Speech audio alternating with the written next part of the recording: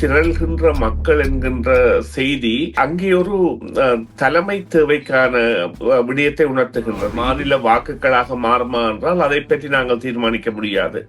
ஆனால் அந்த வெற்றிடம் ஒன்று நிரப்பப்படாமல் இருக்கின்றது. ராமச்சந்திரன் அல்லது நடிகர் விஜயகாந்த் அல்லது ஜெயலலிதா, முன்னாள் முதல்வர் ஜெயலலிதா போன்ற அந்த ஆதரவு அலை கொண்ட ஒரு தோற்றப்பாடு அங்கே தேவைப்படுகின்ற தன்மையை அது எடுத்து காட்டுகின்றது.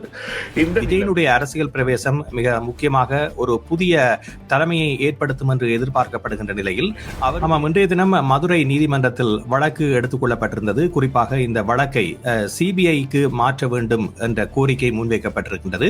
ஆனால் நீதிபதிகள் இந்த வழக்கை இப்போது சிபிஐக்கு மாற்ற வேண்டிய தேவை இல்லை என குறிப்பிட்டு இந்த மனுக்களை நிராகரித்திருக்கின்றார்கள். எங்கு கூட்டங்கள் நடந்தாலும் இந்த பாராபட்சம் மற்ற முறையில் அடிப்படை வசதிகளை செய்து கொடுக்க வேண்டிய தேவையை இப்பொழுது அரசுக்கு ஏற்படுத்தி இருக்கின்றது. இந்த ஈர்ப்பு தன்மை என்பது ரஜினிகாந்தை விட விஜயின் பால் அதிகம் இருக்கின்றது என்பதை ஒரு அச்சம் தருகின்ற பாணியில் அந்த கட்சி தலைவர்கள் வெளியிட்டிருக்கின்றனர். அப்பொழுது பார்த்தீர்களானால் அந்த நிறுவனம் தந்தையிடமிருந்து தனியனுக்கும் தனியனிடமிருந்து இன்னொருவருக்கும் போய் அப்பொழுது திரைப்படத்துறை என்பதை வேறொருவர்கள் கையாக அடைய முடியாத துறையாக அவர்கள் கட்டுப்பாட்டில் வைத்திருக்கின்றார்கள்.